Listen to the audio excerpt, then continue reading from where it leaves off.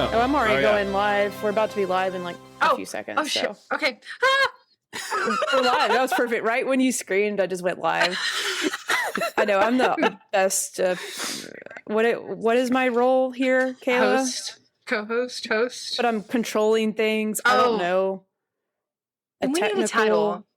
Am I a technical producer as well? That sounds generally the correct term. The camera woman. That's me. Jerica, your background you made looks so good. Wow. So, look at us. Look at us. Such professional. Yeah, I'm trying. Much profession. Is that a P-Schwag in the chat? Oh my god. P-Schwag. Oh my god. My middle name is Carl, but from now on it's Garl. Is your middle name actually Carl? That's actually pretty funny. Wow. My middle name is Seth, but now it is Sea of Stars. I don't know. I like that. Death. Spoiler all already up. That went over my head somehow. Oh wow. Well, I mean, this is a special episode, so we don't have to do the normal intro. I think we just get into this is JK Games podcast. This is a special episode. Maybe you add some effects, Kayla. She's a video producer, editor. You can do some maybe confetti. I don't know, something magical. How about stars, Jerica? That makes sense. Wait, I'm sorry. Maybe some stars, because we're talking about Sea of Stars today. Yeah.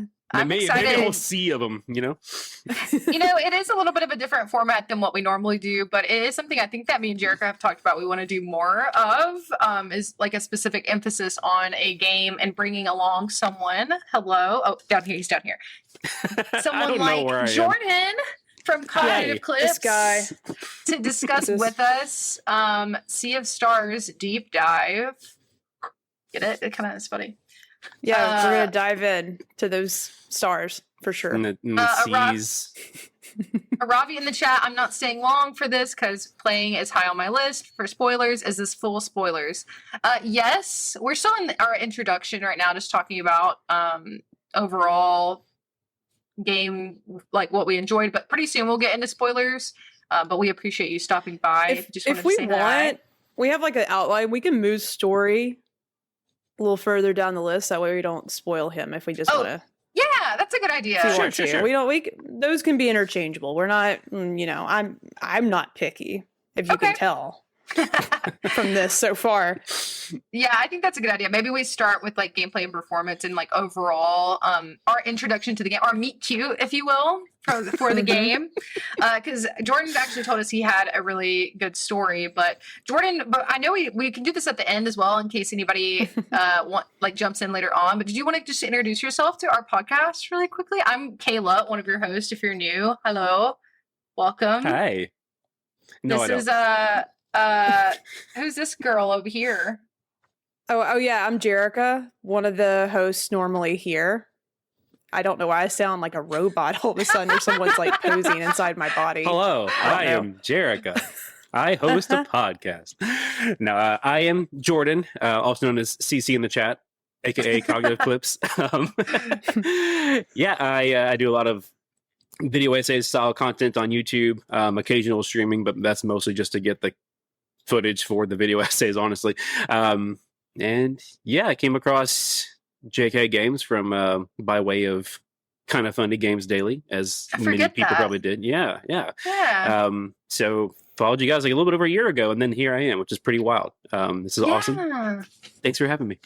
Well, welcome. It's so magical. It really is. Would you say it's full of stars and magic? A beautiful moment. Honestly, it took me a while to beat Sea of Stars. It takes me a while to beat games. If you guys are returning listeners, you know this about me. It takes me a while to really beat a game because I have a very short attention span. And so if I can't really get roped in, or it takes me an extended amount of time to beat something, it's a little bit harder for me. So I actually saw your video essay, Jordan. I didn't watch the whole thing because I wanted to make sure I didn't get spoilers either. And it really reignited me because I kind of, it teetered on possible. I know this is blasphemous to say, but it teetered on getting put on the backlog of Doom for me. Oh no! Because I know the tragedy. But the reason why is because like all the reasons I just said, and then I saw your video and I was like, oh, I need to pick this back up. Oh my gosh! So you I didn't know really, that. Awesome. Yeah. Thank you. Yeah. So I started it way back when. I don't remember, Jarek. I mean, I've talked to you about this for a long time. And I was really intrigued, but I just wasn't at a place where I could dedicate a lot of time to it. And so I revisited it after watching your video. So you guys should go check that out too, because we're going to show some gameplay today from his recordings, but that your video essay was really great. So. Oh, thank you. It's yeah, I was just saying this to y'all off camera, so or off stream, I guess. We were on camera. This is how this works. But yeah, I had prior to that video essay, I had done like a little bit of like posted some gameplay from Sea of Stars. From I think one of my very first things I posted on YouTube was like just a full run, like no stopping of Metroid Dread, because I wanted to submit it to the speedrun website. Mhm. Number 26, it's no big deal. Out of 20, that's a cool fact. out of 26, but you know it's fine. I don't care. I think that's pretty cool. Well, thanks. Yeah, but You're in it. Exactly. The name's on there. It doesn't matter how low down it is. You know. That's awesome. Yeah, but I'd seen video essay style stuff from people like Jacob Geller, and even as funny as a lot of his stuff is, like even Donkey does some like actual like essay style stuff. And so like I really wanted to do that for a while, but didn't really know what to focus on. I finished playing Sea of Stars and I was like, yeah, this is it. So that was my very first one. So if you do go back and watch it, it's not the best quality, but it's there. It's fine. It inspired Kayla. It did, and that's all that matters. It re-inspired me because it got lost. Sorry, in the sorry, sauce. Re-inspired. My apologies. Come on, man. I'm just kidding. Yeah. And Jerica, where did you first hear about it, or did you? Because I know me and you talked about it, but it was already on your list. Did you like see gameplay or just see people talking about it? I can't really remember like what got me to playing, but it had to have been like after you'd been playing it, and also one of my friends, Chad, played through it pretty quickly when it launched, I think, or shortly after. I think he played it right when it came out, and just kept like gushing about it. And then when you were starting to play it, I feel like just something else was out. So and at first glance, and I'll go ahead and say this, I'll put out a disclaimer, I don't play a lot of games in this kind of style. Me too. Or gameplay similar like this. Like the last turn-based game I played was like, I'm not even count like, well, the last Final Fantasy games I've been playing are sort of like action. Oh yeah. More like actiony, and you are choosing to attack, and it's more in the moment and versus taking turns. I guess that's why it's called turn-based. But the last like true turn-based game I played was like Persona 5. Mm-hmm. And before that, probably Pokemon Yellow. I don't know. I'm just kidding. I'm sure there's another one in there. I'm not going to go that far back in time. But those types of games, I usually am turned off by, but I tend to play through them sometimes, once in a while. I don't know. I got to be in a mood. But I saw it looked really pretty, but I was like, I won't ever be able to get into that game. I'm like, the story's probably cute and good, but at first glance, me knowing nothing about it, I'm like, maybe I'll get to it. Just from like the gameplay, it did not intrigue me at all. Like I was like, one day I want to get to it because everyone's talking about it. But right now, I'll play something else. Mm-hmm. I think really because of Kayla and Chad, and then, obviously you talking about the game. And finally, I was just sort of burnt out from other things. I was like, let me pick this up and see if I can get into it. Because everyone, Kayla keeps talking about how good it is. Kayla's like, and she's got a few good picks in the last year's fantasy league. I'm like, okay, Kayla's a gamer. Watch out. She's on her keyboard and mouse. Certified gamer. Keyboard and mouse, like real gamer over here. So I was like, I'll finally pick it up, and I just started it. And one thing I was a little bit nervous about was like the gameplay. Will it be something I get addicted to and enjoy? And we'll get into this later. But yeah, there's a lot of things different about this game that make it really special. And obviously, in my opinion, anything that I've played I've never played anything like it. Yeah, I thought it was super unique, and the best combination of a turn-based game. Like I don't ever want to play any other game unless it's like a Sea of Stars game Yeah. in terms of turn based. So, yeah, I finally just picked it up. I don't remember when I started playing, Kayla. I It don't was either. a few It's months okay. ago. I mean, it took me like a couple months to play. Semantics. I think I started it, and then I also took a little bit of a break. I think Final Fantasy, I was also playing Rebirth. Maybe that's what was happening. Destiny, God, how can I forget? Oh yeah, most of my year's been being taken up. Oh, yeah. has been taken up by Destiny. Oh, do you play So there's Destiny? why a few things. Yeah, a little bit, just a tad. It took over my life. You dabble a little bit.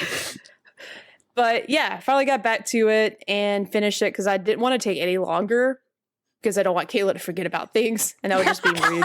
I need to finish this week and finally. And then I also felt bad about you not being able to talk about it somewhere.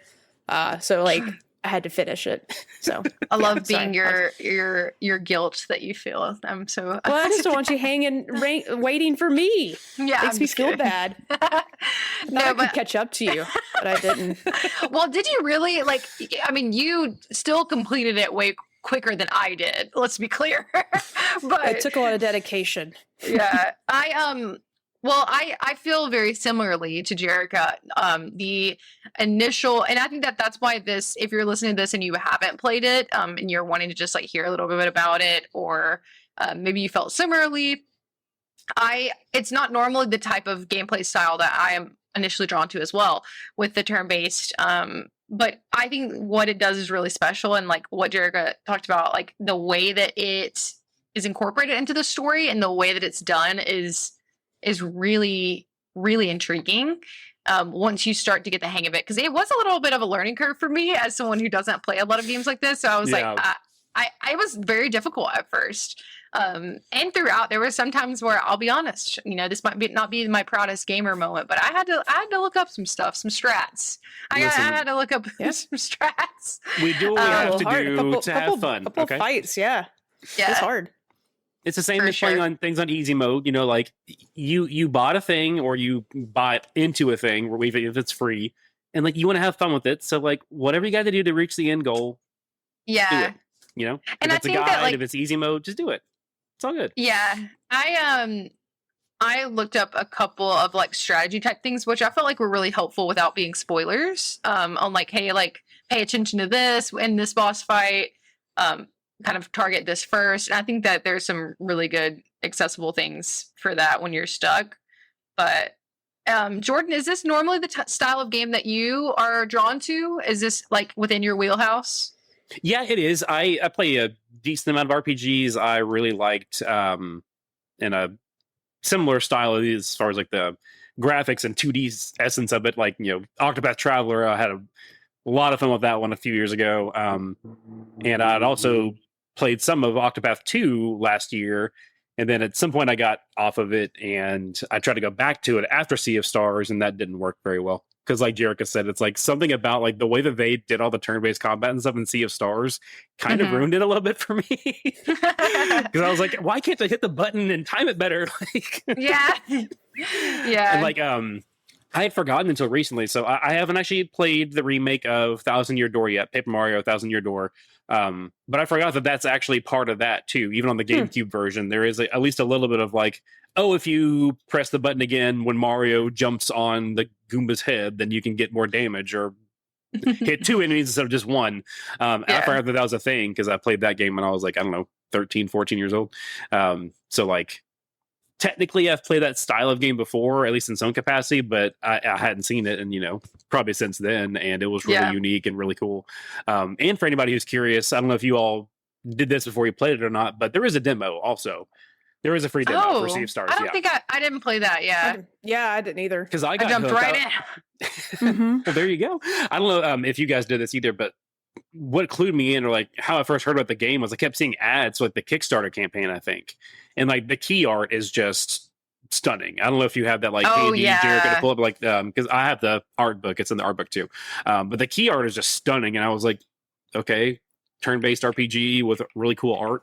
All right, I'm in. And then they released a demo, and I was like, okay, yeah, I'm definitely in. So I was there. Like they it came on Game Pass and PlayStation Plus on day one, so I jumped right in. Yeah, I played it on Game Pass, which I'm really glad because I don't know that I would have invested the money into it with not knowing if it was something I was going to enjoy. So I'm really glad it was on Game Pass so that I could enjoy it. But now I want to purchase it to have like the physical copy and like have access to it whenever I wanted.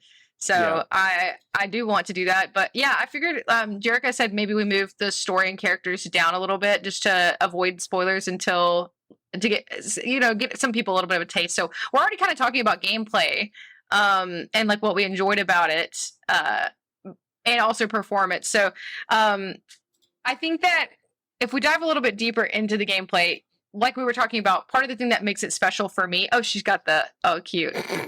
Yeah, very intriguing. I got it. It's going to cover up Jordan just a little bit. That's fine. And so this might also seem a little bit like when I first saw this, I was like, oh, like I kind of thought that this was the style the game was going to be in, which, we'll get to that later. But it's stunning, absolutely beautiful. Like it looks like almost like it looks like an anime. Like, what if they made an anime like based off of this? That would be so cool. I would watch a whole animated series. Like, because like there's we'll get to it, but like they do have a few animated like cutscenes. Yeah, I just wanted more. I wanted more so bad, and I want to hear their voices. Because you don't hear their voices at any point, right? There's no voice acting. There you go. It's giving Animal Crossing. Yeah, that's like Animal Crossing-esque. What if KK Slider was in the game though? Like that'd be wild. Just like Aravi gifted a sub. Thanks, so nice. I think it went to me, which is funny. Nice. I love it. Yeah, but that's very cool. The art is so pretty though. Like I definitely want to get the art book. Maybe find some prints to order. Yes, thank you for showing it. Wow, yes, it is well worth it. It is. Really quick, I don't want to like dwell on this, but it's really like one of the coolest things besides just seeing all the stunning art that they did was they he actually puts, I don't know if you saw this in like the advertisements for it or on the website, but there are actual conversations between the artist whose name I believe is Bryce Coe. I'm not sure if I'm pronouncing that correctly or not, but the conversation between him and Thierry from Sabotage Studio about like what they want to do with the character, like, oh, I was thinking this for this, or like, here's like, 4 ideas for this. Which one are you leaning toward? Like, and there's actual like little like their actual conversations, and then sometimes he even throws in like a present day Bryce, and he'll like a little quip about like, I thought it'd be really funny if this character had this type of animal as his like companion instead of this, and like so it's really cool even to. Aside from just the art, there's little stories that you can kind of see like from behind the scenes. So that's I really enjoyed that aspect of it too. Yeah, I think it's really cool. I actually didn't even know it was a Kickstarter until after I was playing it, which is me too, and I'm crazy. so bummed. I missed it. I wanted to have my little statue in the game. I would have done that. I would have made sure that happened. Do you? I don't know if you found the little shrine. I don't know the name of it. You talked about this in that section. I didn't know that until you explained it to me that it was all the contributors. That's when I figured out it was a Kickstarter at one point because like I went inside the shrine. I was like, oh yeah, all these statues and things like people's names, and I was like, this sounds like real people. Like here's Drew's statue. I don't think Drew would be living in these times. Maybe he is. I don't know. But there's a lot of very normal this day and age names on these statues. I was like, wait, these are real people. Here lies Glenn. It's a Kickstarter. Yeah, exactly. So, Valier, Zale, and Glenn. I was just looking at their website because I realized I hadn't really explored it much. And when there's an FAQ section, and it actually says, which games is Sea of Stars inspired by? And they said too many to name or even count, though a few obvious ones would be Super Mario RPG, Illusion of Gaia. Is it Gaia? Gaia, Illusion maybe? Of Gaia. Gaia. Sorry. That's Illusion of Jerica. I'm going to make that my new game. And dare we say Chrono Trigger, which is funny. Yeah. So much Chrono Trigger. Yeah. Never played. I've heard of it. I've played. I've never beaten it, which is, I want to correct that at some point soon, but apparently one of the combo attacks for 2 of the characters in Sea of Stars is like directly copied lovingly, like obviously not like ripped off, like they're not, but like it was like it directly referencing a Chrono Trigger attack. Like, that's pretty cool. Hey, thanks Blaster Goblin for the subscribe from Prime. I don't know what that means, but I don't know what, I guess you get with Prime, you get access to do that. Yeah, But I think we're learning the lingo today. so. I don't have Amazon Prime, but I believe that when you have an active subscription, then once a month you can like get use your Amazon Prime to Cool. subscribe to a channel. So yeah. Well, welcome to the crazy. We're just talking about gameplay still. Jerica, did you have anything else to note about like the actual gameplay, like what you enjoyed or the overall performance? I know this is at the top of the list, but I feel like obviously the story, the art style, music, all those things are great. But like the gameplay is what hooked me and made the time where I had to go retrace my steps. We'll get into that later. All over the planet, this place, multiple times. But the gameplay was so much fun, and like learning how to defeat enemies was amazing. I love what they did with like how to really swap, how to quickly. We guess we are in this section, which we're still talking about. Like, I love that you can quickly swap your characters in and out. Oh yes. I thought that was neat. I feel like that's not a unique, or that's not common in games like this. I feel like that easily, and being able to learn all of the different party members' special abilities, so you can bust down these. I call them shields, like getting down there, like super or whatever they're about to use. Yeah, and really being creative with what abilities and what power up and combos you need to use to take down those barriers. That was so much fun. It really was. I got really addicted to that. It made even the most difficult fights super engaging. And like some of those boss fights took me a long time. And at some point I couldn't even tell, because you don't see the health meter, right? I think you can buy like a special ring or something to say you can see those things, but like I never did. So I just at some point would just never feel like the boss fight's gonna end, and I'd just be sitting there. I feel like it felt like an hour sometimes, and then you finally like defeat the boss, and it just felt so good. It felt like you were like on the ground with those characters, yes, doing boots on the everything ground. you can not to die. Yeah, boots on the ground. But yeah, it was so much fun. Like, I'm so glad I played, because this has now spoiled me for any other turn-based games I might play in this style. It's awesome. Yeah, like in addition to just inspiring me to really finally like make a video essay about something for my channel, like it last year, of course, Tears of the Kingdom came out, and they remastered Metroid Prime, the first one, and like just shadow dropped it out of nowhere in like the middle of February. Those are my two favorite franchises ever. Metroid Prime being one of my favorite games ever. Tears of the Kingdom, probably currently my favorite game of all time. Sea of Stars was number 3 for last year. Like, that's how good this game is. Like, if it hadn't been for those two, it probably would have been my number 1 game of the year. Like, even over Final Fantasy 16, which is amazing. Even over Alan Wake 2, which is amazing. Like, it's just, the gameplay's amazing. Like, everything that you've been talking about so far, completely agree with. But I also love that lock system, or the shields, whatever you want to call them, because Octopath does a similar thing. I don't know if you've ever played Octopath Traveler, either one of you. It's been on my list. It also great. Looks cool. It's really great. That HD 2D, stunning. But yeah, I love that. It's so like strategic of like, okay, like I'm up against these 3 enemies, and I know this one's a lot stronger than the other 2 just based on other attacks, and so but I only have enough combo meter or whatever to like break one of these locks. So who am I going to have to do it to? And like, can I revive, or should I just shield? Like, there's a lot of strategy that goes into it, which I really appreciated. It was a lot of fun to try to like suss that out as you went along. Yeah, for sure. I think it takes a lot of finesse to like figure out, and I think that that's what kept it fresh for me, is the different combinations of all the characters that you have, that you can use all the different combos and like the cooldowns, and I found all of that super engaging. Yeah. Which kept me from getting like kind of feeling more stuck.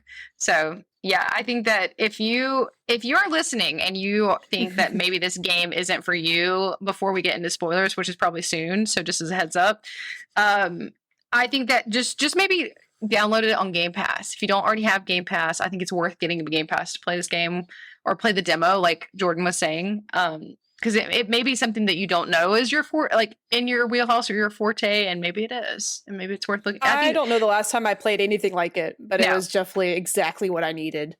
In the moment, it was great. It was perfectly timed. It was fate for me to play this game. Yes, I think have one pet peeve. Keep going, Kayla. Oh no, go ahead. Before Go we ahead. move on to the next, I have one pet peeve. Yes. One thing I was really angry about. A critique. Oh no. One thing I didn't like. It's like Okay. really, there might be one or two things, maybe three. I'll think about them. But definitely this one thing was the map and knowing where to go. Like, I don't know, maybe I'm just a big derp over here and I don't know how to use a map, but I feel like the map was not great. But everything else is amazing. But trying to traverse the world early in the game made me very angry. And the map wasn't great. I don't like the map. I don't understand why I don't like the map. Maybe someone can help me. But I feel like I couldn't get around. I'm the map. I need a map that sings to me and tells me where to go. Yeah. I did like how you were a little person walking around though. I did like It that. was cute. My only issue with that, it was cute. My only issue is that you moved so slowly, and I was like, I want to run. I want to run across this map. But like, you imagine it's the planet Earth and you have your continents and you got your countries, whatever. I just couldn't tell what areas certain things were in. I guess when I was backtracking to find all the conchus, that's how I say The that, conchus. everybody. That's how I say it. Those shells that crabs live in, I think. Yeah, before we get The conchs. demonetized, conches, I believe. Oh, is that a bad word? Is No, that it's not. word mean It's something? not. I was like, No, oh but no, it great. sounds suggestive, No you know? one's told me. I didn't mean it. I'll just let you go, you know. Conchus, the conches. Yeah, trying to navigate the world with the map and trying to figure out where these little places are at were the only challenge. Other than that, 10 out of 10. You know, It was a little tricky, and I feel like other games lately have very subpar maps as well. Of like, it'll be like a 10 out of 10. Even like to go a few years back in a completely different genre, Control, one of the best games of the past decade. Oh my god, that map is terrible. Horrible. Like Terrible. I hated it. Yeah. So like, I don't know what it is about these, S tier games with F tier maps, but here They we gotta are. have something, you know. Yeah. I agree, and I will say that is a complaint, a little bit of a tiny complaint of mine, but it is kind of endearing when I think about it. Post gameplay is like I got lost a lot. I would just get lost, and I'd me be like, too. sometimes I would have to restart from my last save just to like get me back to where I was before. Robbie in the chat said that's kind of a standard 90s JRPG world map style mini person walking around. Yeah. Oh which yeah, for sure. makes For sure. sense, yeah. Yeah, I agree. Jerica, do you have any other hot takes for the gameplay? Not hot take. That's not a hot take. That's pretty like. I'm trying to remember what town it was. I love the music. Well, that's a whole section in our outline here, but just saying there was one city that had a horrible soundtrack. It's fine. Really? It's a good song, but after it just stayed in my head Oh. forever. And it was the coastal Brisk. Is that it? Brisk? I feel like I Yes, remember city. this. That song was fine, but it stayed in my head and it sort of made me annoyed when I was paused or going to the bathroom or making Yeah. a sandwich and coming back. That's I'm another just thing. making jokes at it because there's really nothing bad about this game, but I had to find a few things to Yeah. nitpick. Which I mean, fair. It's fair, for sure. I was going to get those off my chest first. Yeah. That and the Brisk City song. That is actually another thing that you may or may not have already known is that they actually got the guy that did the Chrono Trigger soundtrack to do several pieces for Sea of Oh. Stars. Which makes me sound like a butthole, but that song was just a little chirpy No. at times. No, it's not I a button. appreciate the rest of it. And I only learned that because of the documentary that Chad actually was like, hey, you should watch the making of this game. And it was so Oh, I interesting haven't because seen it. I had no idea until I watched the behind the scenes Yeah. making I of don't the think that game. he and did that was the- really cool. I don't think he did the one for Brisk, so I think you're still safe. Well, whoever did it, I don't want them to feel bad. The song's great. watching. It just really annoying at times Yeah, when he's you've been there he's so tuning many. in. When you have to go back to that city again for something like a rainbow conch. Yeah. I did not do that. Nice. I love that you're just doubling down. I love it. Just Yeah, that's what I do. I tend to do that at times. never but change. you know? Moving on. Me and Jerk are very different style of gamers. I'm let's get her done, and Jerk is like, let's collect all of the conches. I like to do that.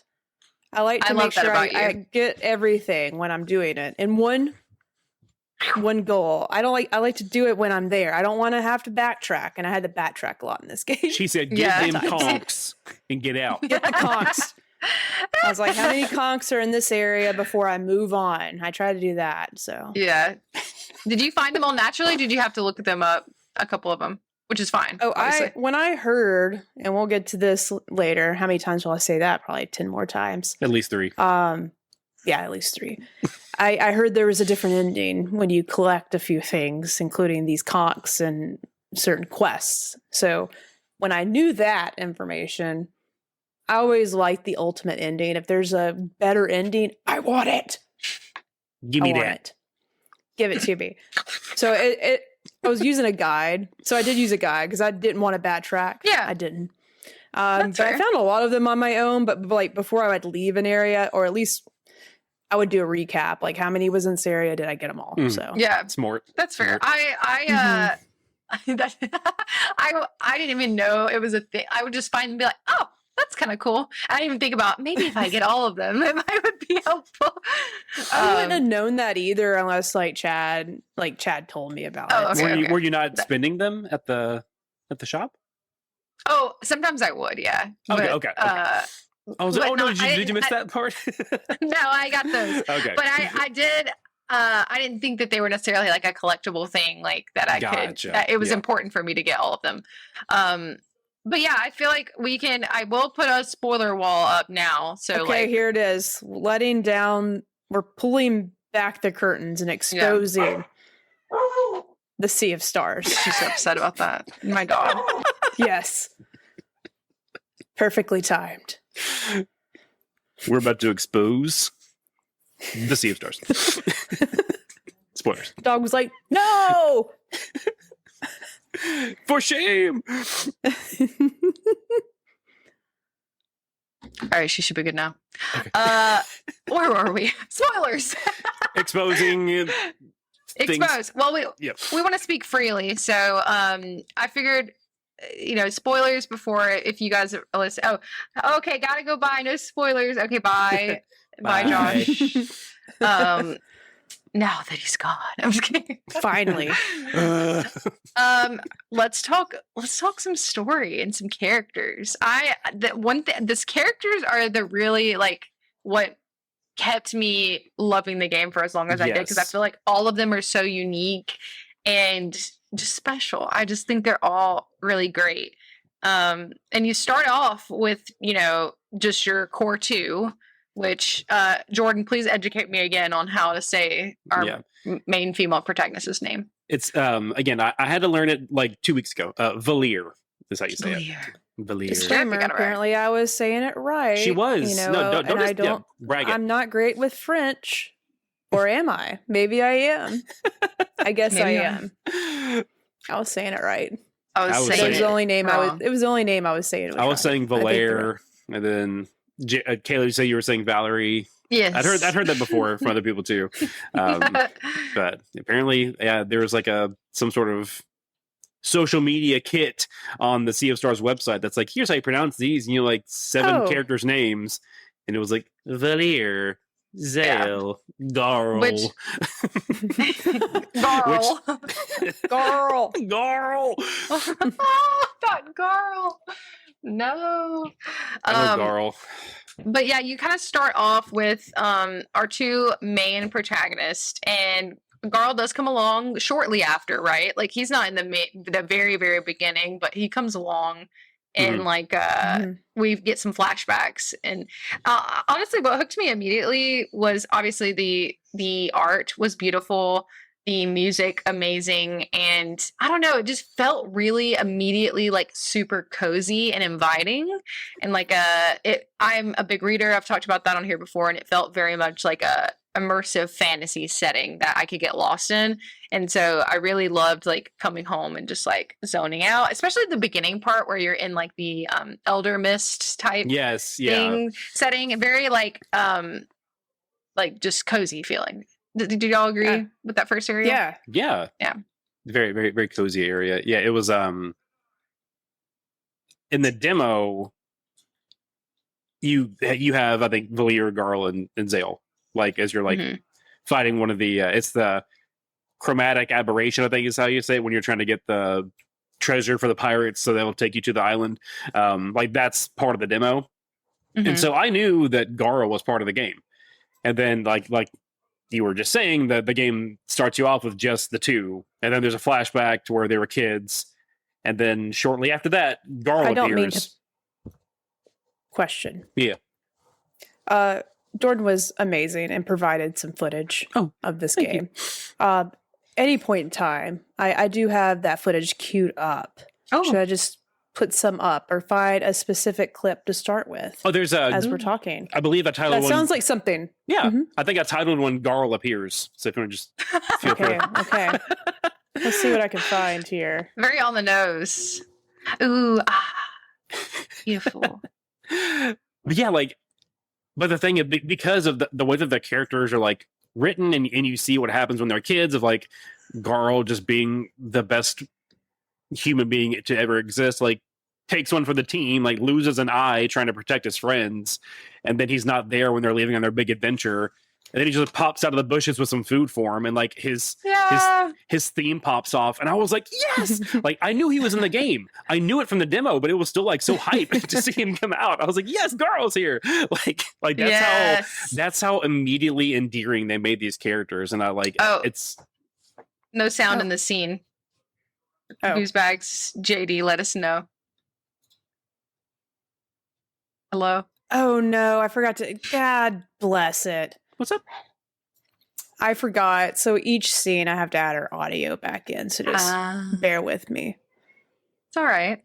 Do-do-do. Do-do-do. I'm going to swap back so they can hear us. Okay, cool. Bear with me. I forgot to add our audio to that scene. Thank you for telling me. Jerica Mike. Okay. Hello, everyone. Thanks for letting us know. Jordan, would you mind repeating? Nope. Don't say anything yet. I'm back in the other scene. Hold on. No. Not going to do it. I'm going to type him.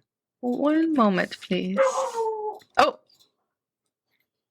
right. Y'all should be back, I think, now. Can y'all talk now? Talk now. Okay, perfect. I just need to add me.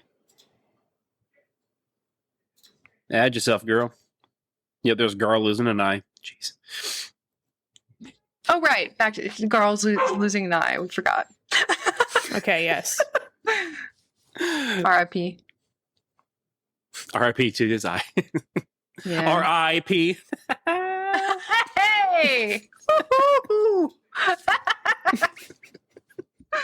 I'll see myself out. Bye. Okay, that's all we needed from you. Thank you. People should be able to hear us now, I think. Okay. Hopefully. Yeah, he said yes. I really hope so. Okay, cool. Sorry. I'm so sorry. Hey, it's all right. We in here. We're ready to go. We were talking about the eye. Yeah. The eye, yes. Garl getting introduced. Yeah, that was I don't know, maybe this is a part that was no audio, but yeah, just that Garl was in the demo, and then he's not there at the very beginning, and then when he pops out, like after like an hour, it was so hype. Like that's how great these characters are written, and they're just like so immediately endearing. Like you just believe their relationship, you believe their friendship. That like these two like special warriors are just like best buds with this normal guy from their town. It's I love it. Yeah, I was really immediately like really touched by their friendship and their little friend group. And just like you said, like he's not like this, proclaimed solstice warrior with this special mission, like, but he's along for the ride until the very end. So I think that he's definitely a great character. So, but any other comments about kind of like the opening section? I don't have the what is the like first area called? Is it the Elder Mist? I know that that's like the first main part, right? So I feel like the with the flashback, it sort of gets you teed up to know what's going on a little bit. I mean, it's been longer for Caleb, but Yes. I have a horrible memory. The And I feel like you learn about how the kids got together and they're on this little adventure now. Yeah. A little bit. Yeah. the island is called Moon Cradle. Okay. Gotcha. But the Elder Mist, he is like the being that lives in the mountains that are on Moon Cradle, and that's like one of the stops for all the Solstice warriors once they pass their trials is to go seek out the Elder Mist. Which is so cool. This Right? story, all like off the bat, was like so unique and something that it doesn't really remind me of anything else. I think it's pretty cool. Like I still don't understand how the kids come from the stork or whatever, because like they just fall out of the sky, right? I have a theory. Okay. I don't know if anyone caught that, but I was like, did I have a dream that the bird dropped the babies, the siblings, down into the town? Oh, he straight up does. Yeah, he just straight up drops them into the haystack. Assassin's Creed style. That's where babies come from, for real, in this world. Exactly. Yeah, they The refer Solstice to warriors. they refer to that stork as the Great Eagle, Mm. but who turns into a Great Eagle for their ultimate attack? I didn't make that connection. That's Huh. my running theory. Like part of it, I don't know how full of holes it is, because part of it, they act like he hasn't left the archives in like a gajillion years. Yeah. But like, I think at least one other character refers to him as the Great Eagle, like to his Yeah. face, and he looks like maybe he transforms into one. So I don't know. That's just my theory that it's actually Rashawn, but I don't know. I think that would be really cool. Ever so often, two twins follow the sky, and they can wield these abilities, from the moon and sun, which that's pretty unique. I think of Yeah. Pokemon, but I don't think about humans being Pokemon. That's what this reminds me of, which is really cool. Yeah, winter solstice and summer solstice, There we go. moon and sun respectively. Does it change your story beats if whether or not you chose Zale or Valir to be your main? Okay, cool. Nope. Your main. Yeah, so protagonist. that's what I did for my main playthrough on PS5. I was Valir, and then when I started up on Switch, I did Zale just to have it different, because for anyone who doesn't know, they're interchangeable. Literally, anytime you go to like a campfire, which is a lot, you can just switch back and forth, and the game tells you that too. Like it has no bearing on anything. It's just who you want to be leading the party. Gotcha.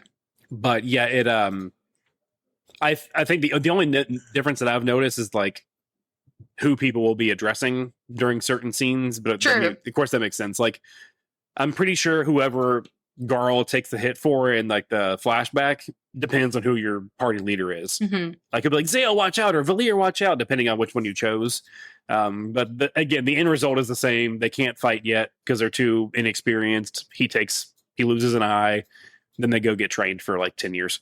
So Yeah, I really liked the save points in the game. I liked the little book animation. yes, I don't know. That was so just cool. like really, really cool to me. As a book lover, I was like, wow, I love that. The sound design for like everything. Yeah, for Yeah. that, I mean, for all the attacks, all the like sparkly type of. I'm not gonna try to imitate it because I can't. But like all of the sparkly. can. Yeah, that's so Jerica's cool. professional imitator. Yeah. Do Which one are we? do sparkle. I forget what that. I don't. Sparkle. No. Which one? Whose attack is that? Or spell? Or the whenever you're landing a Moonerang attack from Valir. Is it just? Yeah, there it is. Did you like that? Well, I definitely wasn't in rhythm.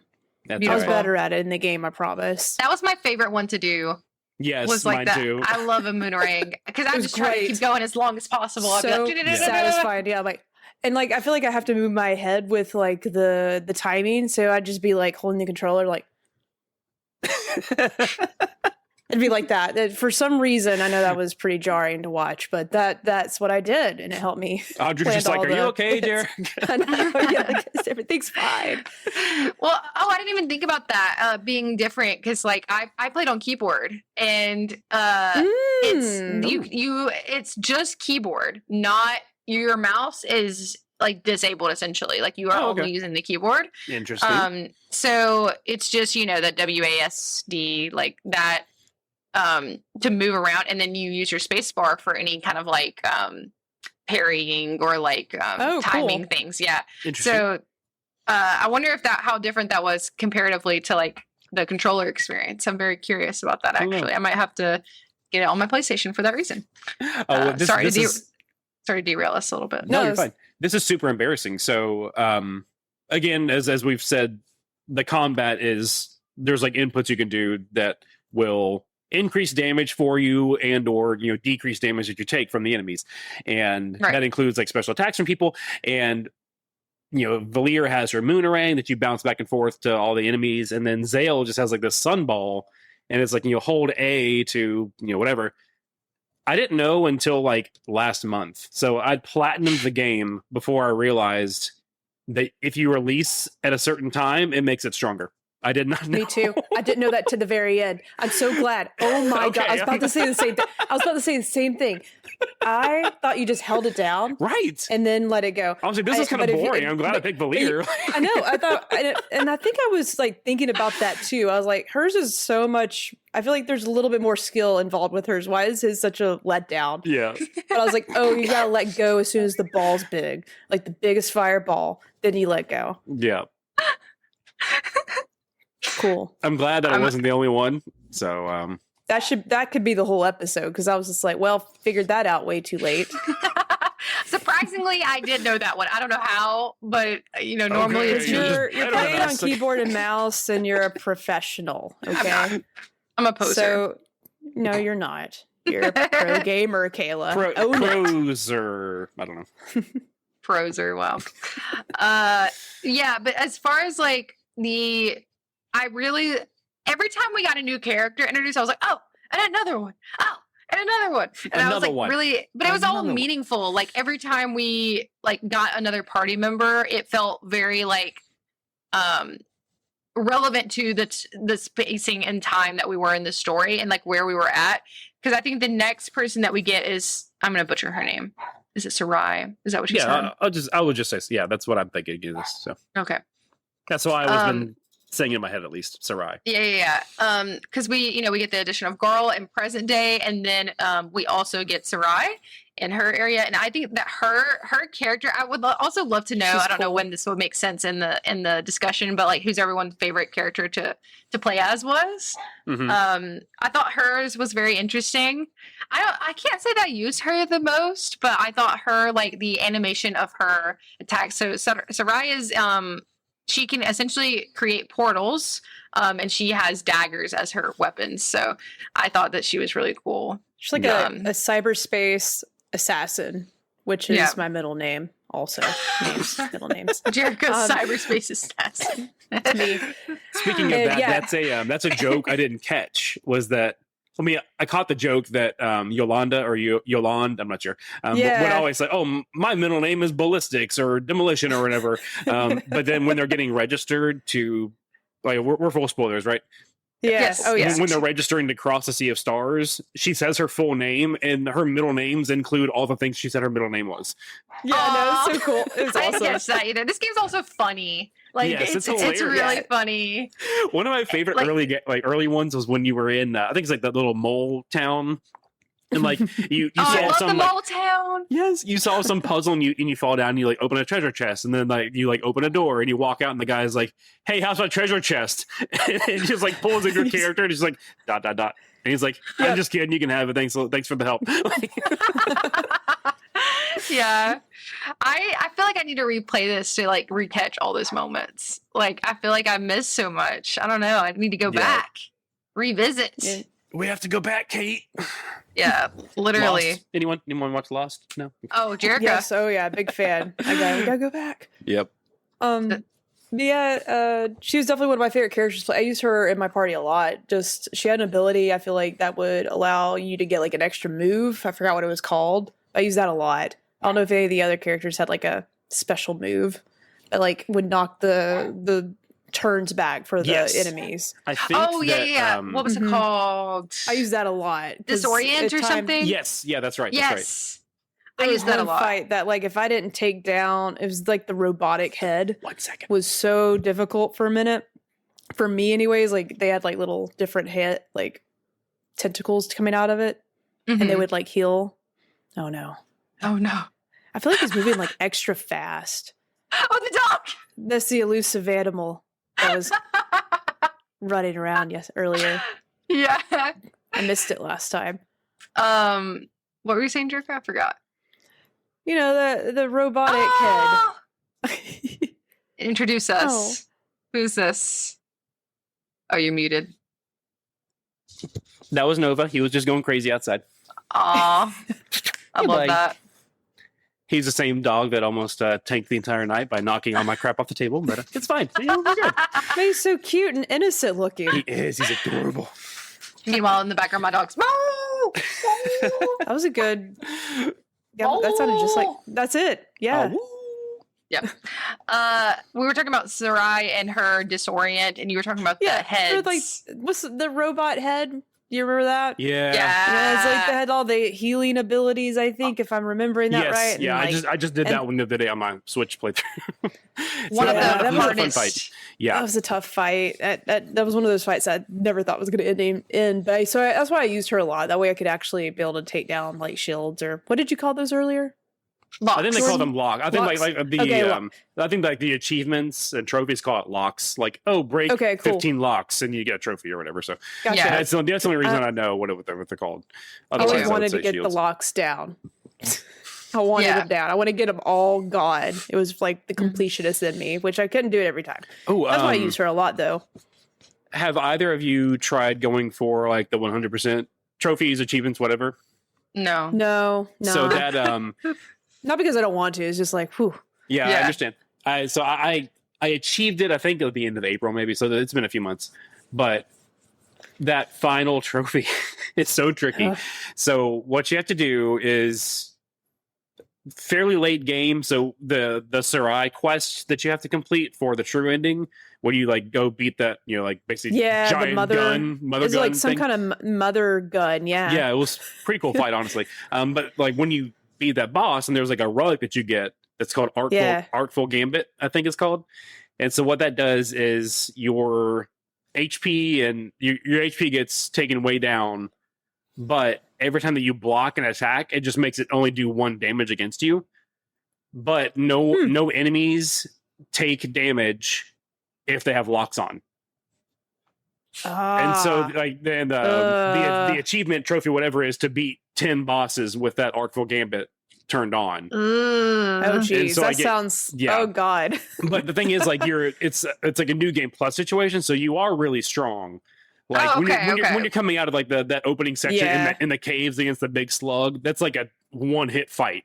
You know what I mean? So Yeah. like that makes it bearable. But like a couple of those fights are really sweaty, trying to keep everybody alive and trying to time Yeah. the blocks and like still. But Yeah. I did it, Mama. There would be times where I was like on my last character, and I'd be like, "Oh my god, I gotta make something happen." Right. Oh, okay. So then I missed a character. We get introduced to Teeks actually before we get introduced to Sarai, which I think is a cool addition. I didn't always listen to all the stories, so I might have missed some things, but it is pretty cool that you have like her around you to like Yeah. essentially like read you bedtime stories at night. Yeah, I it's think I cool. did. And they Yeah. they usually were connected to either a place you've been or you were going to. I can't remember. Like it was Yeah. connected to an area you just visited. I can't remember for sure. Yeah. But it was always tied to something close something you've done. I think. And that's It- just like really the cool to stories. me because it's like that's something that you can tell is like very lovingly crafted for the player and from the hearts of the creators. Because like that's not something you necessarily have to have. Yeah. And you know, I think in late game she does kind of like have some like voice lines and she's like involved. But I just thought that was really cool. That I thought that addition to the game was I just remember lovely. she started sharing the story about. I'm really bad with the names, by the way, but like the ship and the ghost on the ship. Like I remember that was Yeah. one of the first stories she tells you, and I'm like, then eventually you get to be a part of that experience, and like Yeah. see the ship and stuff. And I thought It was really so neat. cool. And I'm pretty sure just based on my ears, I guess, and also looking at the soundtrack titles, because I also bought the soundtrack, Nice. I really like this game, you guys. Yes. But, That's like, why we the, have you here. That's why you're here. But there's like I'm pretty sure there's like unique tracks for each story that she tells, or at least like a handful of unique tracks throughout the story. So Cool. yeah, Didn't know one that, yeah. again that I didn't notice, even though platinum the game, it took me until the Switch playthrough to notice. We meet two of these triplets throughout the story. One's the necromancer, and then there's the witch in the Whispering Woods. That's just like she's like neutral, and then her sister was the evil one. The one that was good, I never caught on for somehow. It's extremely obvious. I think the story that she tells even says it. But the one that was like the good triplet was the leader of the Solstice Warriors and Mooncradle before our story starts. Like she's the one that Moraine is like mourning because she like her and like a dozen other people died fighting the one dweller. Like she was the third sister. Yeah, that's really cool. Yeah, I don't know how. Like, yeah, I miss things. Yeah, It that's happens. why I want to replay it. It's because Yeah. I do feel like I missed a lot of those little things like that. Yeah, but also yeah, one of the stories is about like the vampire rose. I don't know if you all like listen to that one. Oh, I think I did actually listen to that one because I was like, vampires. I'm Yeah, interested. that was like a really like creepy, cool story. But then I just listened to it, didn't think anything of it, and then a few hours later, big bad guy shows up and he's like talking to his little underlings, and he's like, "How are you still alive?" And he's like, "Vampire Rose." I was like, "Oh, that's cool." It actually tied back into the story, like Which is really unique. Yeah, I think that's really understood cool. that reference. Captain America. Like, Yeah. And that's another thing that I guess to me this kind of intertwines the story, characters, and the gameplay. But like one thing we didn't mention directly was like the additional abilities you get throughout the game, and like the little nuggets of like I think me and Jerica were talking about this before she finished about how it keeps you engaged and keeps you interested, like as you progress, getting these new like abilities that you can apply and go back to areas where you were before that you didn't have access to. Super cool. Like I think the first one you get is like I forget the term for it, but like the wind, where you can blow things and like I move forget them. what it's called too, but yeah. But I think that I don't remember what it's called. I can't remember, but yeah, like you just reminded me I was sort of complaining and being mean about the map earlier. I'm not being mean. It was just like a one little thing that sort of annoyed me. But it You're gets allowed to have better opinions. because like this game, like yeah, you get abilities that you'll pass like structures that you can't really figure out how to move at the beginning, and then you get these abilities that allows you to slide boulders around and like solve puzzles. Gives you that ability to want to retrace your steps again, which it's harder at the beginning of the game to do that kind of stuff for obvious reasons. One, lack of abilities. Two, like you don't get any kind of fast travel till later on. I feel like much later on in the story. And there's like a couple of ways that you can fast travel when you get through it, but like not knowing any of that was just like, it was making me mad. I'm like, oh, am I gonna have to? How am I gonna get back here? Like, I know that I'm gonna be able to move this rock at some point. Oh my god, that took forever. Yeah, that's fair. I feel like that was hours ago. Yeah, so that gave me a little bit of stress at the beginning. But I do love when you're able to do that kind of stuff, and I'm glad they made it easier for you to go back and forth later in the game. Yeah, I agree. And like this is a completely different game, 100% different, but it kind of reminds me of like Jedi Survivor. And like the way that you can see what you don't have access to yet, but you don't necessarily know that you don't have access to it yet, if that makes sense. Jedi Survivor does it a little bit differently, where like I think sometimes it'll show like a red like where you on the map where you're like, okay, yeah, I can't go here yet. But I think that was a really cool thing about the game. But I am not necessarily always the kind of person to backtrack in games, even if I get a new ability, like because collecting everything isn't what is the most interesting to me. Normally, I'm pretty story driven, but that's like because there's the true ending without the doing that. It kind of intrigues me in that aspect. But yeah. Anyways, off on a tangent, but I do think that the addition of the abilities that you get throughout really keep it interesting. And we also have the celestial runes as well. I really liked doing those. I loved how it like changed the whole environment when you use those. Me too. And having those combined with the puzzles was always really fun. So you would have to like, and some things wouldn't show up unless you were in either the like night or dark, or the nighttime or daytime, and then you could see like, oh, at the certain areas, but Yeah, they did some some of the really cool puzzles stuff were with those. tricky. Yeah, Yeah. I really enjoyed that aspect of it. I forget exactly where we're introduced to Sarai, but who is our next character? We have Sarai, and then I think we're introduced to, we get the reveal with Rashawn about who he is, but that's not until a little bit later, I don't think. It's I think he is the next character. He is? Okay. Yep. I love the little, to no one's probably surprised, the like library scenes. I was always just like, I want to live here forever. Oh my gosh. And it was so cool when you finally, when it got caught up to the archivist like talking, and then you hear a knock on the door, and it's your squad. They showed up. They made it to this point. I was like, what the hell's happening? Right. I was like, oh, that was so cool. Did either one of you play through The Messenger, their first game from Sabotage? I did not, Nope. but I want to. Yeah. Now I want to, because I know it's like a sequel or like a prequel. Prequel, yeah. Prequel sequel. Yeah, it's a prequel. So his first thing he does is like send you to the mountain, the icy mountain or whatever. That that entire island, not the Clockwork Castle, but that entire island is the Messenger, like part of the That's so Messenger. cool. Oh, I gotta play it. So like, it's insane because the same composer did both games. Or like, there's the Messenger, most of it's like in like an 8-bit style, so like original NES, but this is like more 16-bit like Super NES style, and so like. You'll go to like Autumn Hills is one of the main.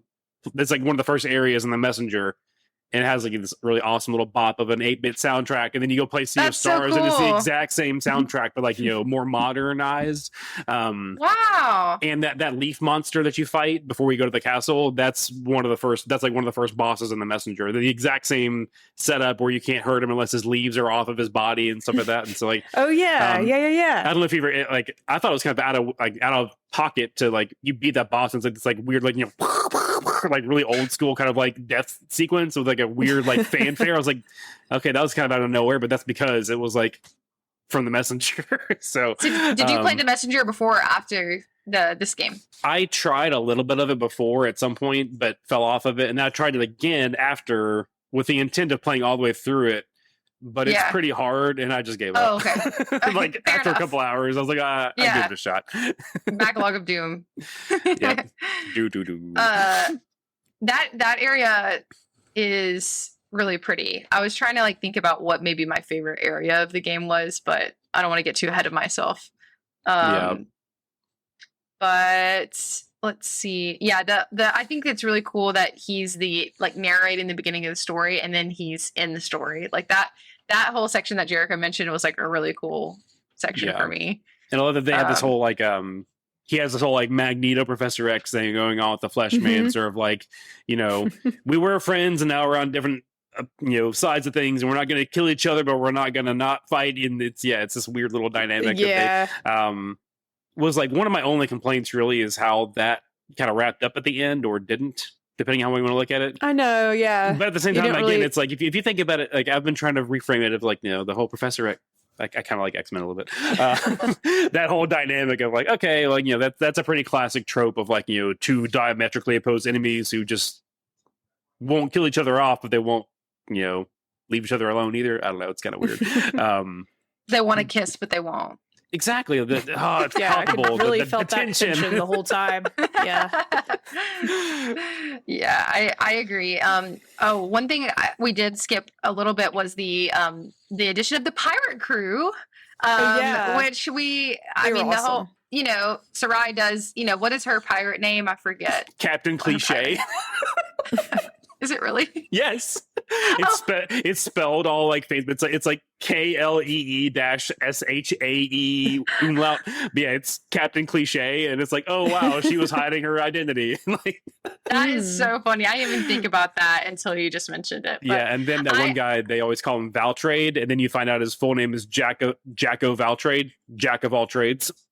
That's really funny. See, that one didn't click with me. Yeah, I missed that one. Like everything about the pirate crew was like hysterical. Like, I just love them so much.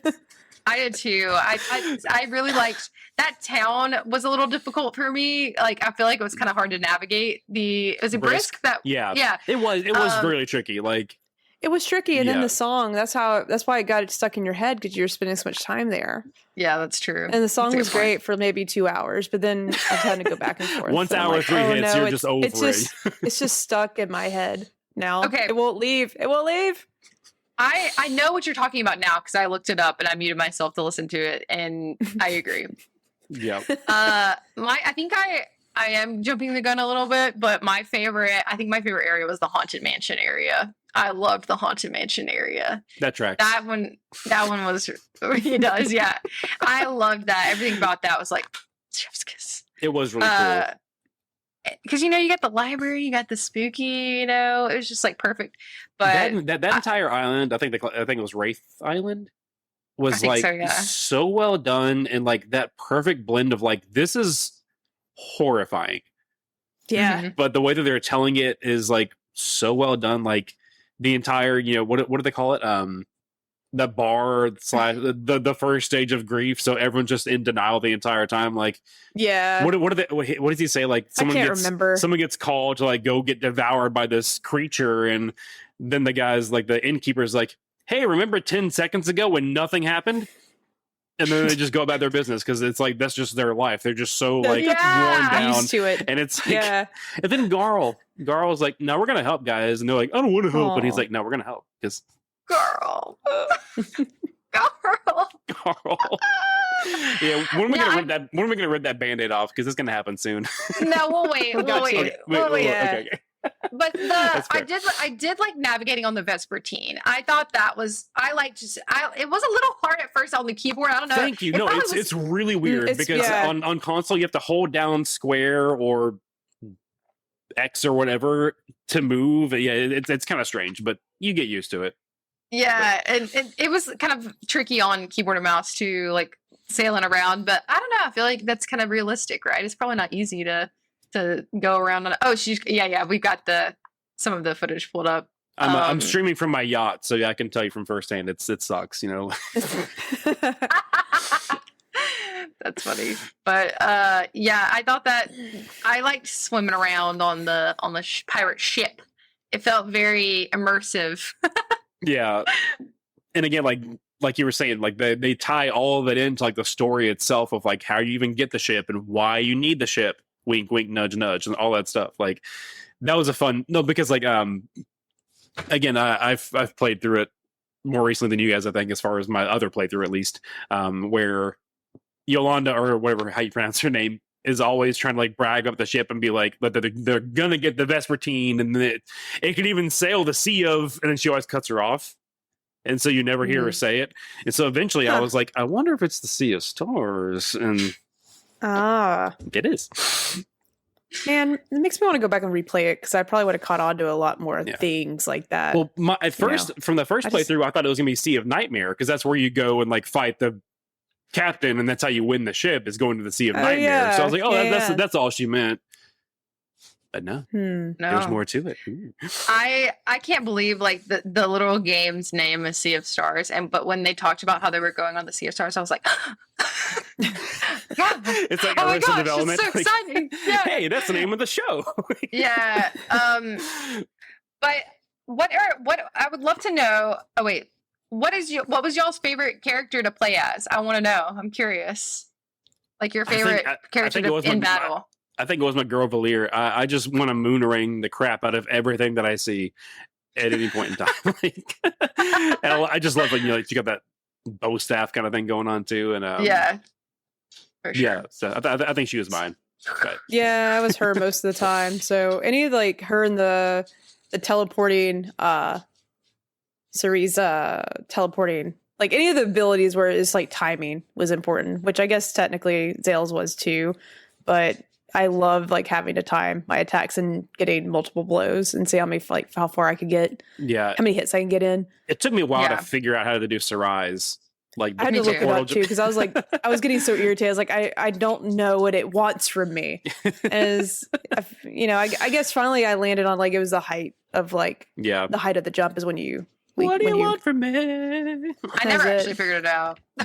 Aw. I kind of not Oh, okay. fully. I was like, oh man. You should I you should turn did. on that little relic that shoots out little sparkles every time you do it right.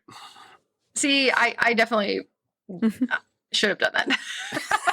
I think mine was also Valir, but I also liked Zale a lot.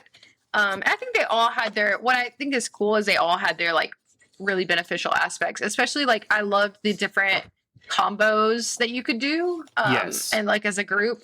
And I also loved everybody's like special, what was it called? It wasn't like a special. Ultimate, I think they called it Ultimate. Ultimate, yeah. I loved those so much. Those were so much cool fun. to see.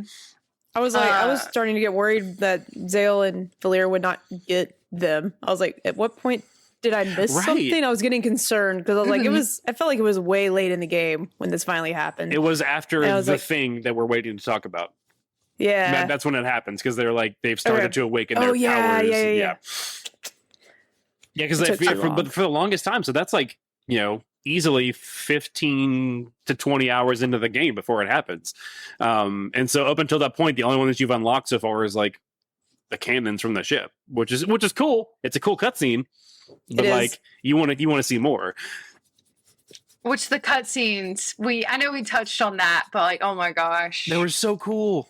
So cool. Yes. I wish we could have gotten some more, but I understand why, like, but I would love a whole show dedicated to this game and like this universe. And I love the cutscenes. I forgot that you mentioned like an anime at first. I was like, Kayla, this is an entire show dedicated to this game. Oh, right. You mean a TV show, not a podcast show. Got it. It's like, what do you think we're doing here tonight? A dedicated show, yeah. But where you been, girl? Not here. Nobody's home. It's empty. I saw this meme the other day that said it's understaffed up here. Oh. It's understaffed. She's understaffed. Overworked and underpaid. Yeah, literally. Working for free. I really liked the underwater place too, but that one I did feel like was confusing to navigate. Yeah, I did. Where you had like change the water levels or whatever. Yes. That was that was kind of tricky. I had a hard time. Dakari Village, I think. Yeah, that's how I pronounce it in my head as well. Yeah, I really liked the art and like the visuals, but yeah, there was some fights and some navigation where I was like, I don't know what I'm doing. That was one of the places I had to restart from a save. I'm lost. Especially when you can like see a treasure chest, you're like, okay, I can totally get to that. And then you're like, but if I take that pearl out, it's going to do this. Never mind. I'm just kidding. I give up. There's all the different like tunnels that you could go through and all of that. I think that I'm trying to also think like what my favorite area was. I mean, the Haunted Mansion was great. Keep going. Okay. But the Clockwork Castle also, that area I thought was really cool. Yeah, the way it was done was so cool. Yeah, and is this also the part in the story where you're in the desert just walking for a long ass time? That is in Sarai's area. That part was a little tedious. Especially when you're trying to like go back and like complete the quests for her and or like 100% of the game. It's like you're having to solve riddles to find out which way to walk in this like maze of a desert. It was really tricky.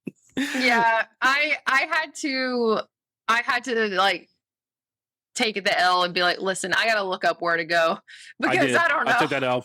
No shame. No shame for me either. But yeah, took that L. The castle part was really neat. I'm kind of just looking through some of the images. Is it?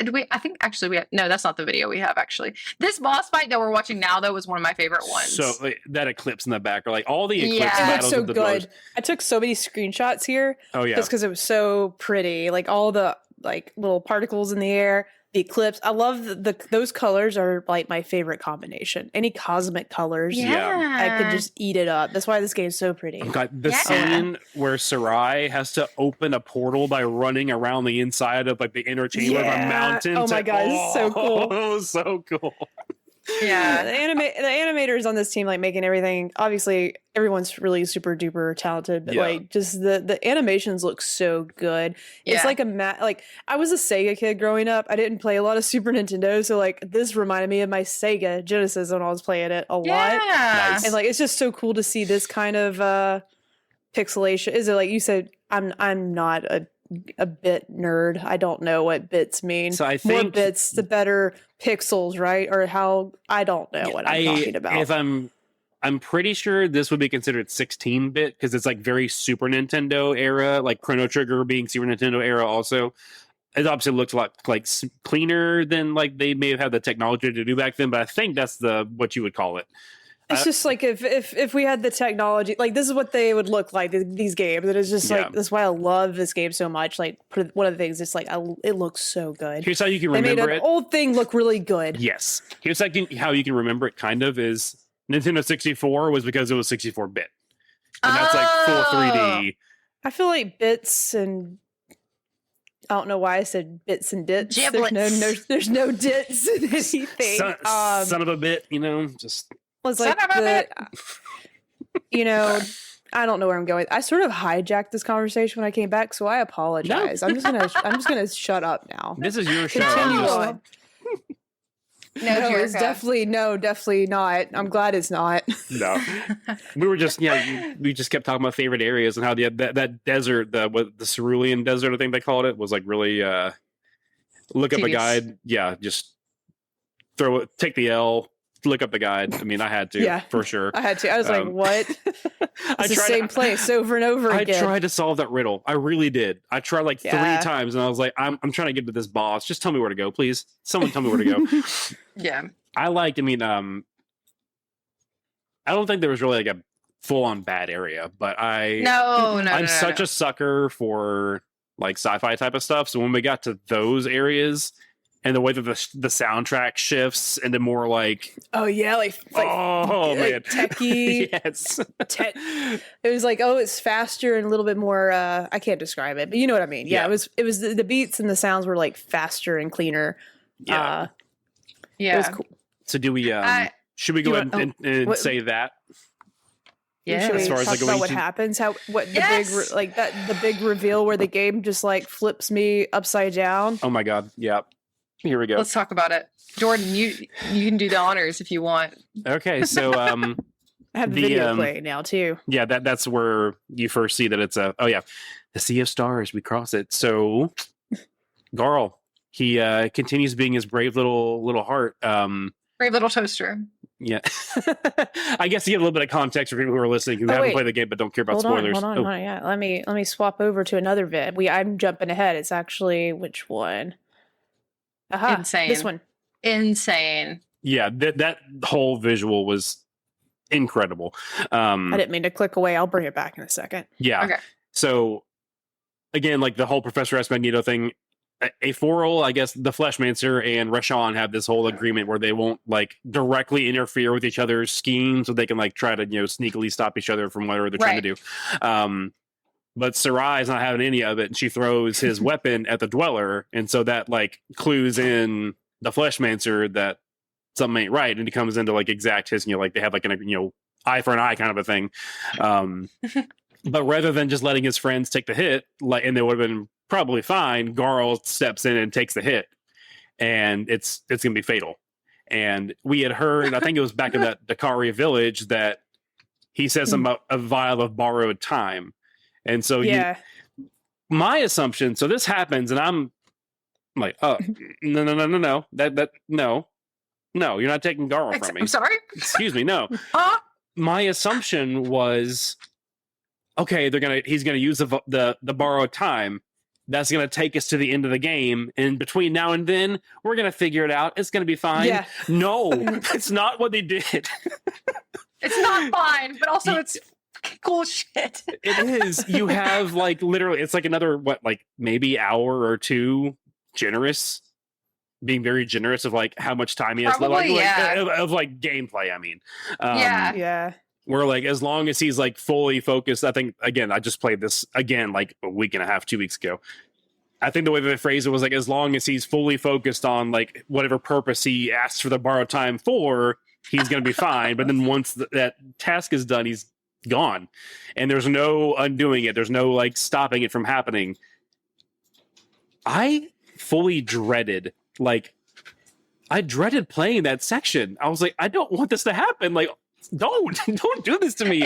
Like, I won't spoil another game for anybody, but did either of you finish Tears of the Kingdom, or at least finish the flashback sequence, like quest line? No, but my goal is to get through that. So yes, don't Okay, spoil yeah, me just yet. 'Cause I think I not. might get to that. I actually think I might play that eventually, finish it at some point. Nice. It did remind me, this is not a spoiler, not really, but it did remind me of have you played The Last of Us Part 2, Jordan?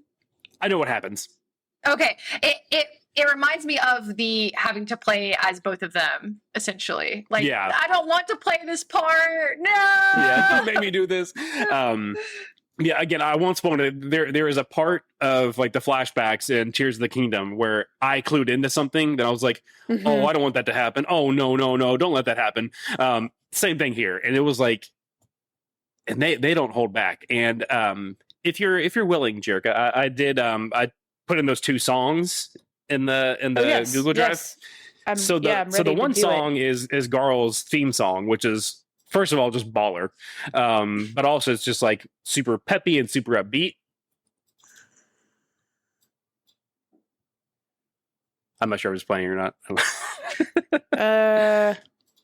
It should be playing now. Okay. But then, so that's like his main thing.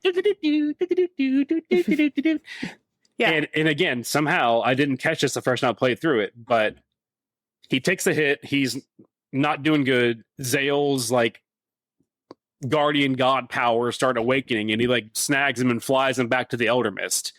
That was crazy. That was so crazy. And then the song that starts playing when they're at the Elder Mist is the other song that I sent to you.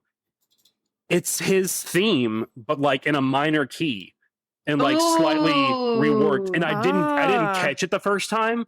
And the other week when I was like, oh no, I started like tearing up. I was like, no. I didn't know that. Okay. That's cool. Yeah. So I think it's called like, I forget what the song title is for the soundtrack, but yeah, that's what they did for that scene. There was like a whole other track that's for like his funeral stuff that's not the same thing, but like, yeah, when he's out there like asking for the borrowed time, and they're all like, girl no, and then we're all like, girl no, like that's like a minor key like swap of his theme, and I was like, that just broke me again. So thanks for that, Sabotage Studio.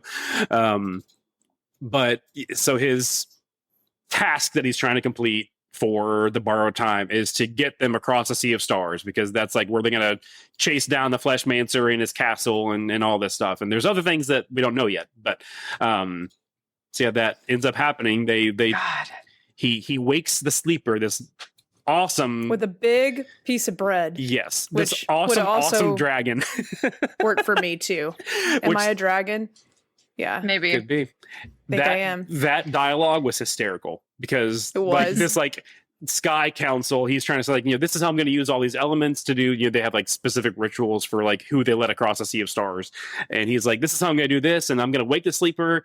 And I mean, who can, he says something like, who can wake up to the smell of fresh bread and be in a bad mood? And they just like, it's like mumble mumble mumble mumble. We have no argument against that. like yeah, you're right.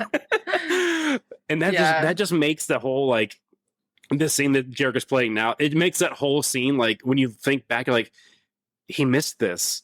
Like this is the most like incredible thing that they've ever probably seen, and like he's not here to see it, but also they're only there because of him, and it's like, oh my god, like rip your heart out. Oh.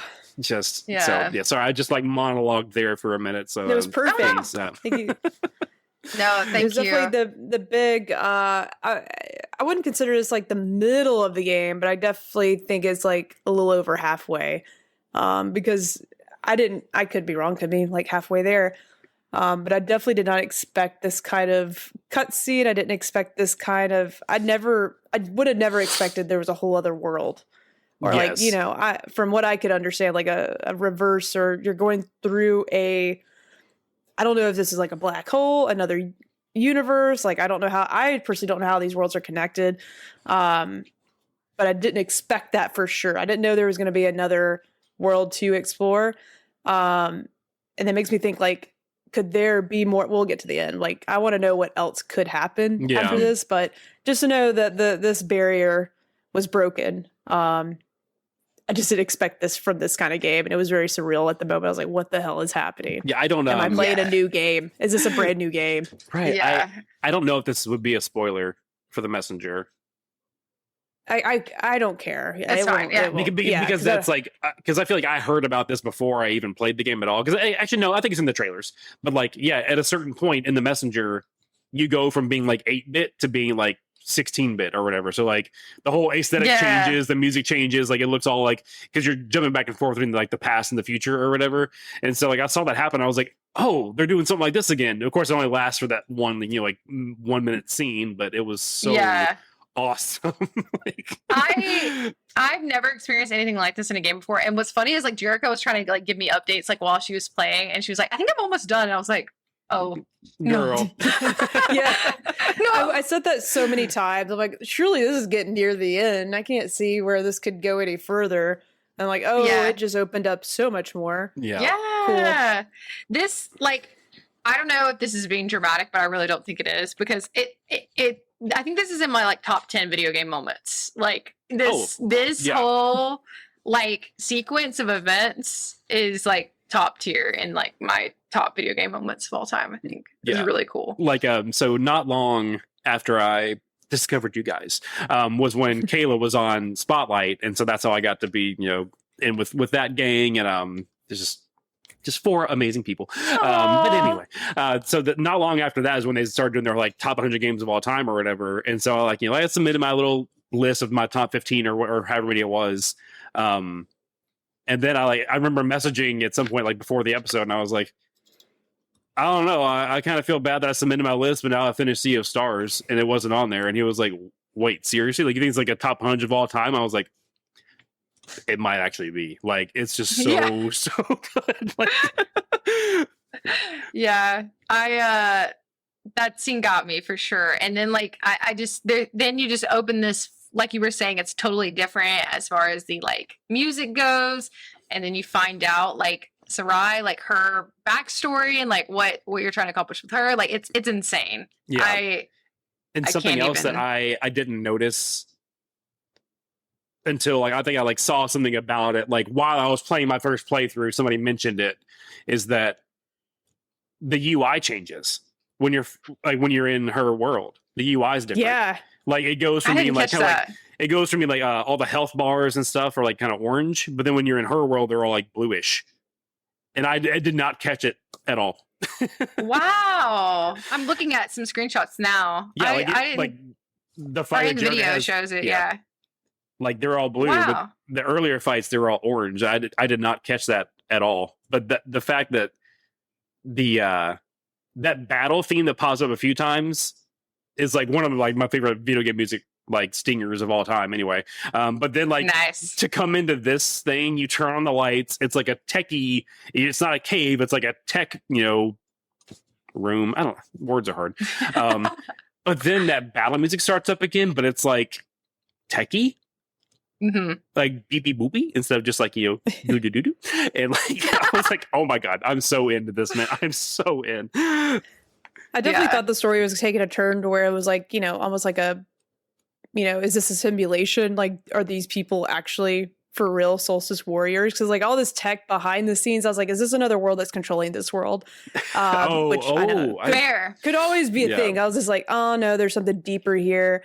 Because like you go from a world that seems to, obviously there's magic and inventions and things, and there's some progress with civilization, but you could definitely tell like, they don't have laptops everywhere, Right. in the world that you start with, and technology. But in this world, it's the total opposite. So I was just like, whoa, what's going on this side of the black hole or whatever, like Yeah. across the Sea of Stars.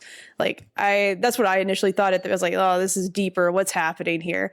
Mhm. So I'm glad it didn't take that turn. Also, I love that kind of stuff, but Yeah, it ended up taking a cool turn, a better way anyways. It did, and like just the whole world, of course, just shows how like just absolutely, was it depraved is not the right word. just disgusting. The Flesh Mancer, like all the stuff that he does to these people is like just absolutely just horrifying. But something that I remember the whole like the moon being in the ocean thing, because that was a really cool visual for her world. But I had forgotten until this recent playthrough that like he did that on purpose, because without solstices, there's no solstice warriors. So there was nobody in Sarai's world to fight back, which is why she came across to find them in the first place. So like, yeah, that was a really cool little twist. And then you meet little Beast. That's how we described it. Yeah. It's like B''ST, but yeah, there's like little in-game like puns that would make it think that it was Beast. So we're going with Beast. Yeah, I like it. It's cute. Yeah. And I remember asking Jerica to like figure out where she was at in this story of like who's with you right now. Like I want like what characters are with you. But I thought the animations were really cute for his character because he's all like blobby. Yeah. You know? So I liked those. And then like, do we have any footage of the Medusa head person? Oh, I don't think so.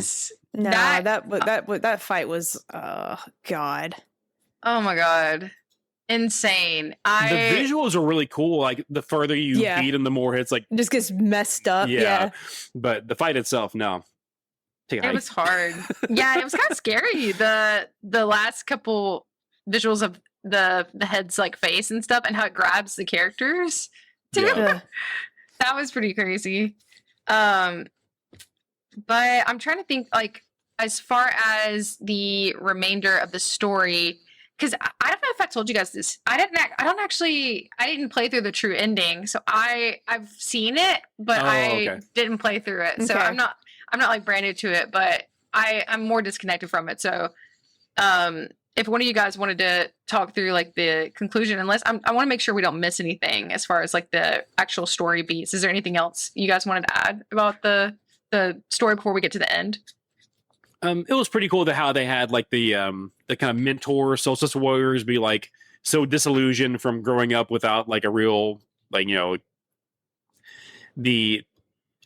I mentioned earlier that the headmaster had like died and sort of like a dozen other people, and so like Moraine was just like this like broken person trying to train these two kids, and so they were really disillusioned with the whole thing.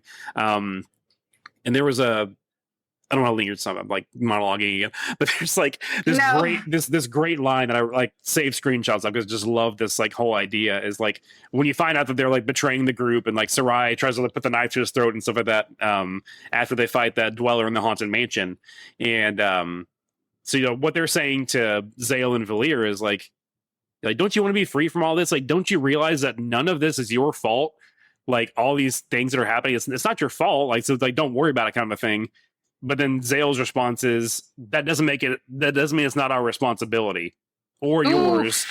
I was like, oh, I love that. Cause you know, shit happens to all of us and it's not our fault, but that doesn't always mean that we don't have to deal with it. So I'm like, that's a really cool, like that's good. Angle to take with like, you know, it's magic infused in like a fantasy world. That's like a really cool, like, thing. But yeah, like, so in the original, you know, just direct, you know, straight shot to the credits ending, it's like this like mutated, you know, monstrous version of one of their mentors that ends up being the final boss. Yeah, which is crazy. Ooh-wee. Yeah, but speaking of Beast, I don't know if you all caught this because I think it took me a bit to notice it too. But whenever Rashawn is like making the living glass for Beast to live in, they're having like a conversation that's like really cryptic. Yeah, I remember that. The conversation is about the true ending. Because what he's he's saying that makes is sense because he says something about like only the three of you can go through the portal. Do you think you'll be ready? Like blah blah blah blah blah. Because the true ending is so incredible because basically what happens you beat the game Euro credits and then there's this like monument that you passed by like a couple of times earlier in the game anyway right before you meet Teeks actually that starts glowing. So the game clues you in automatically like, hey, there's something here. Go check it out. And all you see when you try to look at it is like, I think there's like maybe 6 little things. And it'll just show like a little like hazy sprite of like one of the characters in the game, like Sarai or Rashawn or whoever. And that's just your clue to like, see their story through, basically. Because there's like a little side thing you can do for Sarai, for the machine gun robot lady. There's like a side thing you can do for Rashawn, and like all these other things. Which, thinking back, it's like those are all things that Garl would have done anyway, because Garl's the best human being there is, and all he wants to do is help everybody that he sees. Like, even if nobody else wants to help, he's the first person to be like, hey, don't worry, we'll help. They're Solstice Warriors and Valyrians. They're like, dude, chill. Like, what are you doing? Yeah, come on, man. So it's like, oh, it's so sweet. Yeah. But so Beast is made of this like living glass, and the way that they describe it is it's like a force of like there's like incredibly strong will, like unbreakable will. And so you go to this monument, and when you go and do all the side quests and you come back, and there's like a little slot. Did you know this part, Kayla? Yeah. There's a little slot for like, I can't remember how it describes it. It says something about like an incredibly precious item or something. It's the cookie jar that Garl gives you when you're kids. It's the cookie jar. That's the final key, is to put because it's been a key item for the entire game, and you're like, why is this cookie jar? You're like, what do you do? What do you in do my with inventory? It's for Garl. And so basically you go back and they take Garl out. Beast takes the hit instead of Garl, and then like that way you can go back and confront the Fleshmancer. And again, Garl being the best person ever, it's like the exact. I went back and checked. It's like the exact same dialogue as far as like the start of the thing. Like, haha, you finally found your way here. You're so blah blah blah. But then instead, Garl's like throws a tomato or something at him, and he's like, "Why don't you fight us yourselves, you big loser?" And he's like, "You know what? Fine, I will." Yeah, it's awesome. I love that. It's so good. And like another thing that I love about it is because like that could easily be such a cheap trick of like, oh, okay, you did time travel and you saved him, but that's not quite what happens, because even when you take him out of that, little time pocket that Rashawn makes to like set that in motion, it makes it very clear. No, Garl was dead. Like, he remembers being on the other side of whatever their, afterlife is, and that he can't talk about it, but he remembers being there. And then he has like a final wish. Cool. Yeah. Which I like that kind of thing where it's like, it wasn't a no consequences thing. Yeah, it wasn't a retcon. There were still consequences for what happened. He still did die, but you just found a way to like still have him with you at the end, kind of a thing. And then there's this whole other quest that you can do of like his final wish is to eat at this fancy restaurant, basically. So you do this whole other side quest and like get everybody together for this like really sweet little like everyone's just like toasting the Garl, and it's like it's all about Garl. It's all of it is. It's so good. It's one of those true endings that, at least for me, like it made it so worth it, because I wanted to keep playing the game anyway, because it's a fantastic game. And then like, again, thinking about the implications of what you're doing is like helping all these people. And that's the kind of person that Garl was. And then you get to have Garl back with you. And it's like, it's all like so like intertwined. It's like really, really cool. Yeah. So I love how that played that out. I think the guy that doesn't have any special abilities like loses his eye at the beginning for being dumb. And you think all he could do is just like cook, and he ends up being like the staple to the whole entire story. It's cool. Yeah. It is. It's pretty cool. Because and like that's like kind of a thing for other other stories. So you think like Superman's got like Lois Lane and like his little reporter buddy. I can't remember his name. I'm not a big Superman guy. Sorry, Greg, if you're listening. But like, it's like a pretty common thing, I feel like, to have like, the one human character in the midst of like the superpowered people kind of thing. But like just the way that they did it was so like endearing. And I think probably better than most stories that I've seen do it. And then Garl's ultimate was so cool. Like, riding on the dragon. So dope. Awesome. Sorry, guys. It's like I definitely only used his combos as soon as I got him back. That's all I used. Like, if anytime I got a combo meter up high enough, it was just Garl's. Yeah, every time. For He had like all the ability, like all the I don't know the terminology for it, but he would have like, if there was any kind of what do we call them again? Help me remember. Locks. Yeah. If there were any locks, his ultimate was going to take out all of them. That's why it was so cool. Yeah. Yeah, because he's the best. I love that they give him that. Yeah. And then I do. Isn't there DLC that's supposed to come out for the game? Yes, they haven't announced when yet, but yeah. I will be playing that for sure. Oh, yes. I thought the ending was really great. I want to go back and play it and do everything to say that I like, because like you said, like I want to play more of this game. And I want to go collect all the conches. I get all the conches. There's 60 of them, I think. 60 plus might 64? Be. Like, there's a lot. There's a lot. Wait. And I got a lot naturally. I may be thinking of Animal Well. Animal Well has 64 eggs. Oh. There's a lot of conches. It's around that. It's around that amount, though. There was so many of them. They're everywhere. I just can't believe this game exists. Right. Like it's and it sucks because I want more of it, and even with the DLC, like I want another game in this world, or like something to continue it, which I would assume they would stick within being in the same universe. But like based on the Messenger, I've seen gameplay of that and you sharing what you know of it, and then of course if they go beyond Sea of Stars with their next game, it looks like they're always looking, and I watched the documentary, looking for ways to do something new. Like, but going back to like retro style games, and like how do they adapt that for modern consoles? So like I don't know what they end up doing next, but I'm selfish and I want more of this. I don't want them to do something else. Like I don't know. Like I know that sort of it's selfish of me to say, but like man, this was so good. I want more games like this. So it is such a special game. Such a special game. Like it's just I'm looking right now. The Messenger's only $20 on Steam, so I am adding it to my cart. Is there anything else they've done aside from the Messenger and Sea of Stars? No, just those two. Oh wow. Yeah. But I mean, it's just him, right? You said it's just one. Oh no, sorry, one guy. That was Animal Well. Animal Well was just one guy. There is a team at Sabotage, but like, Thierry, maybe that's how you pronounce it. I'm not sure. It's like THIERRY. He's like the lead. Let me look who did the documentary. I forget. I think it was. But where is it? Where is that? Hold on. It's on YouTube, right? Yeah. Because they've done documentaries for like immortality and other stuff too, I think. The Escapists. Yeah. Oh, never mind. Thinking of something else.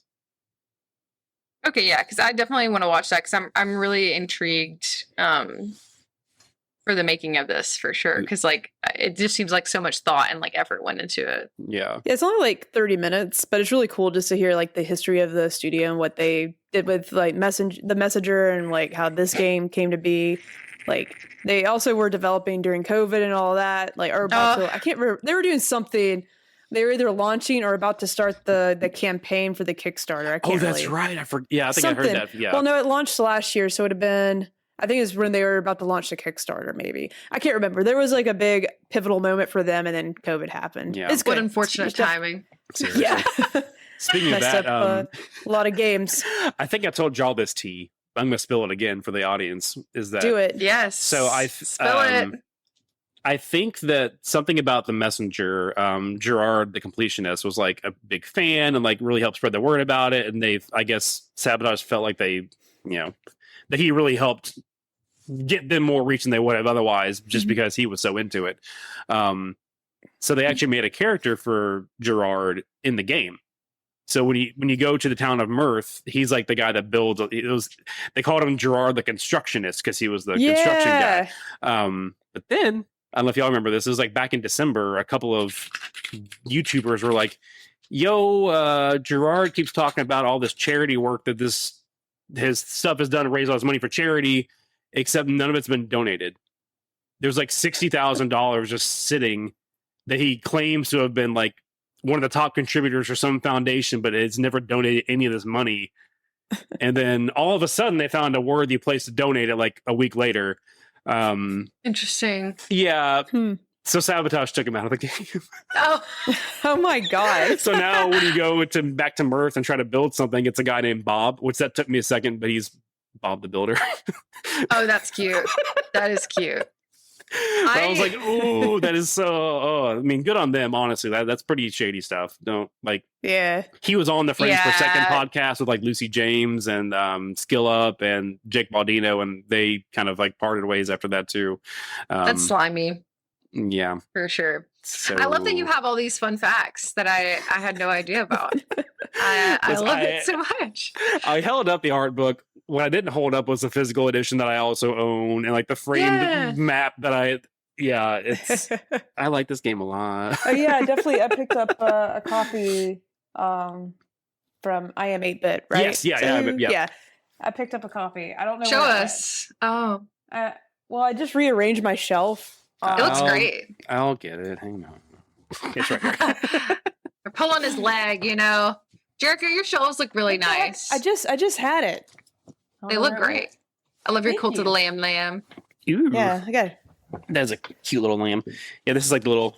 I love this art, like the little slip Yep, case. that's it. Oh, I don't know where I went. nice. Yeah, then that's Y'all like are making the- me jealous. Yeah. Ooh. Okay. Got a little Yeah, so shrine it's- going.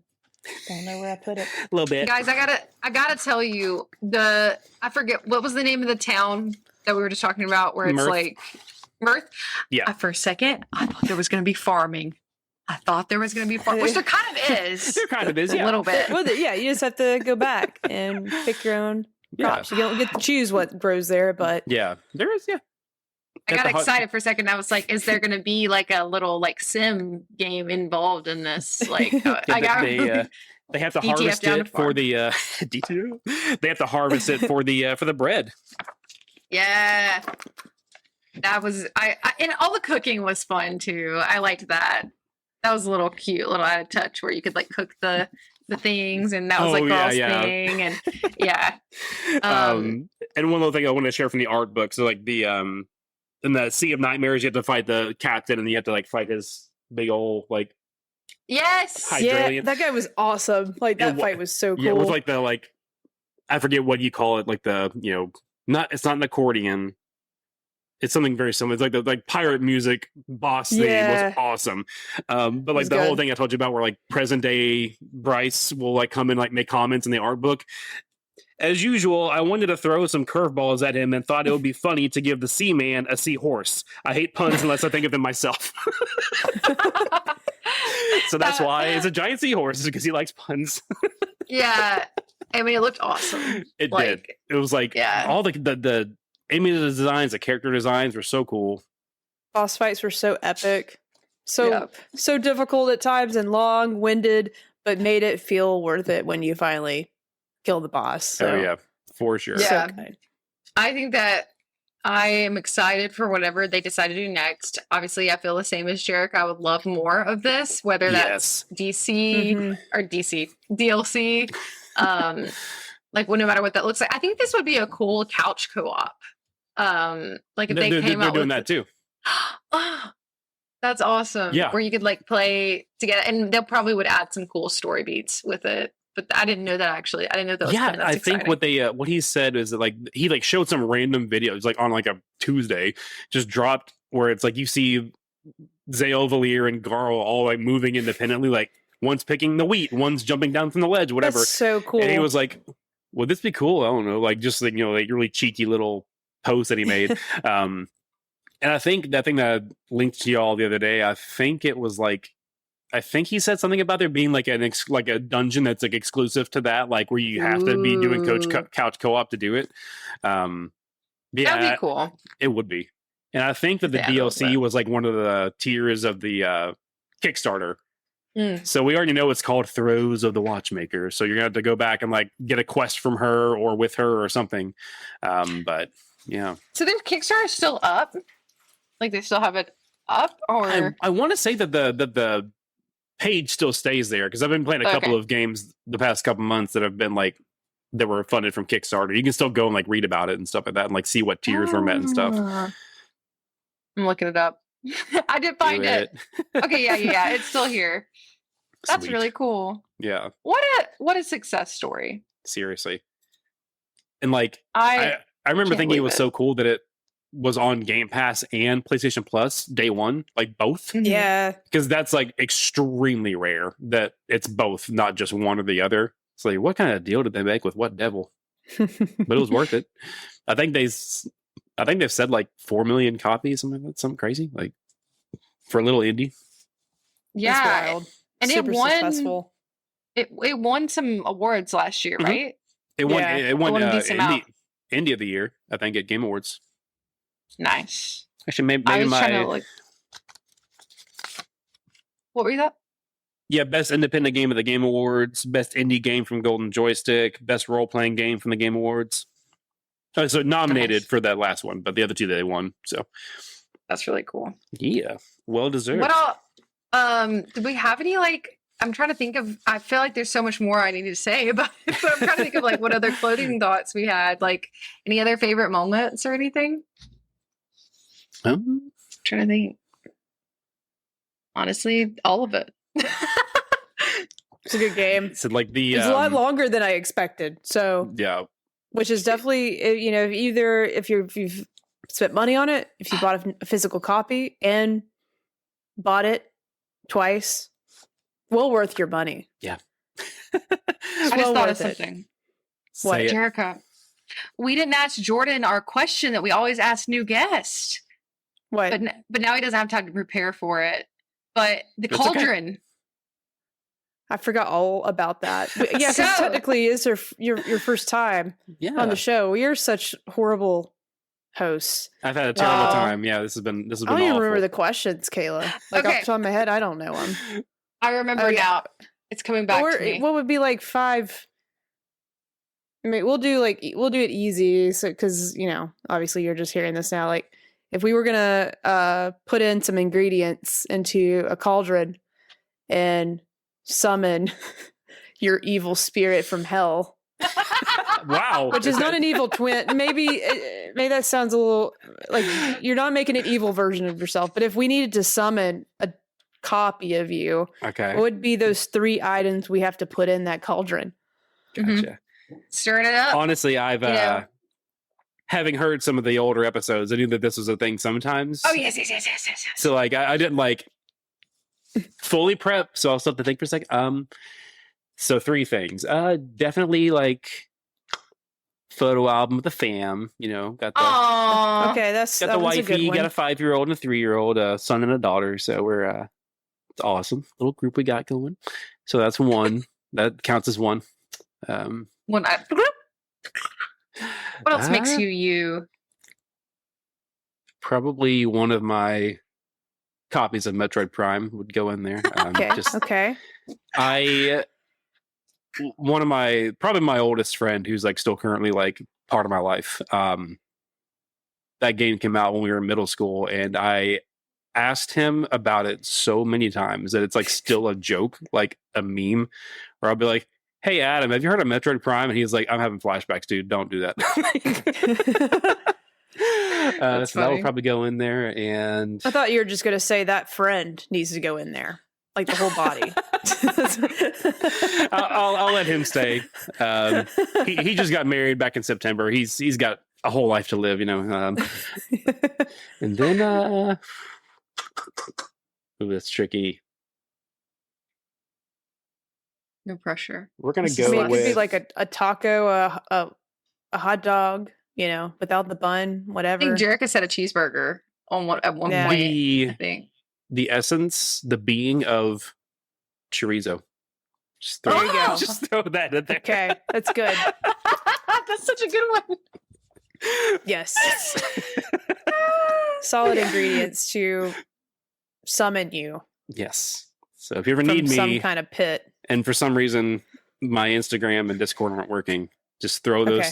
3 things in there. You know. That's all you need. Just throw them at your screen, and you will just reappear on everyone's social media. That copy of the That's all you family got. photo album that I sent you guys last Christmas, you know, you got that laying around. I've right? been saving it. yeah. Yeah, I made a few copies just in case. They're all over my fridge. Everyone comes over and is like, "Who's Aw. that family you have 50 photos of the same picture on your fridge?" I'm like, "Oh, it's just a close friend." Yeah, it's just some guy. You do man. have Oh, a couple his people on your family. fridge. I do.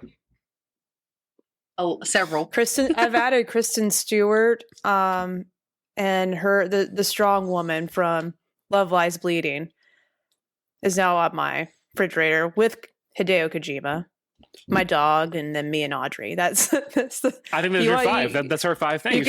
can you can learn a lot by just looking at my fridge. You don't have to look inside of it to know more about me. Is Greg on there?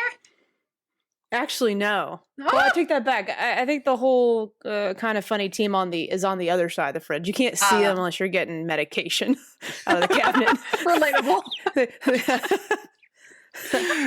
I took that. I forgot. I got something else. I guess they're in like their DC outfits. I think. Oh, nice. I love that so much. Oh, Yeah. Jordan, do you have anything to plug before we go? How do we reach you? How do we get to you? How do you do that? How do you go find that rudimentary video essay from last September about Sea of Stars? That'll be on YouTube. Cognitive Clips. You can search that if you do like the whole / whatever it's cognitive-clips. Some jerkwad only has like one video from 2014. Already had Cognitive Clips. It's fine. I'm not mad about it. There's another JK Games too that I wish would just like get off our radar. Just get off. Seriously, you're not doing anything. They're clearly inferior anyway. Just goof it up. Mhm. It's kind of like when Johnny Cash covered Trent Reznor. He just gave it to him. He's like, no, Hurt is your song now, Johnny. Take it. But you can also find me on Instagram and Threads is where I'm most posting and stuff like that on socials besides YouTube. So, Nice. Dope. Yeah. Yeah. Well, thank you so much for lending your knowledge and your passion about video games. We love it. Yes. Glad we got to geek out finally about this game, and maybe one day we get to geek about it some more. Out about it some more. There's like Kayla was saying, there's so much more that could be said about this game because it's just so incredible. But thank you both so much for having. Like I said, I'm not lying when I say this is just a fantastic podcast you guys have, and there's a reason I've been following you for the past year. Because you're awesome. So very excited to be here. Back at you. Definitely take a look at some of your content. Thank you. Very good writer and talker of video games for sure. I basically only started, smoozing up to Patrick and Cayman so I could be on your podcast. So now that's happened, I just hey, anytime you have a topic, you listen to like, hey, we should talk about this. We're always down. Absolutely, yeah. Of course, I'm kidding. We love those guys. We do love Spotlight Games. We actually are planning something soon with them. As far as like what we have coming up, I don't know the exact date yet. I don't think we've nailed it 100% down. But within the next month, we're going to be doing an update to our Fantasy League with all of us. You can see us all again. Getting 5 adults to have a consistent, it's a miracle that it's happened twice already, honestly. I know. Truly, it is. But thank you also for you've been so supportive of our podcast, and we really appreciate it. Yeah, of course. Yeah. We're not worthy. We're not worthy. Yeah. CC in the chat. And live on the screen. Yes. Today. Wow, in the flesh. CC on the screen. All right. We will see you guys next time. Bye. Bye. Adios. Play Sea of Stars. Yeah. It's my game of the year this year from last year. Yep. That's a valid award that I feel like should be given out more often than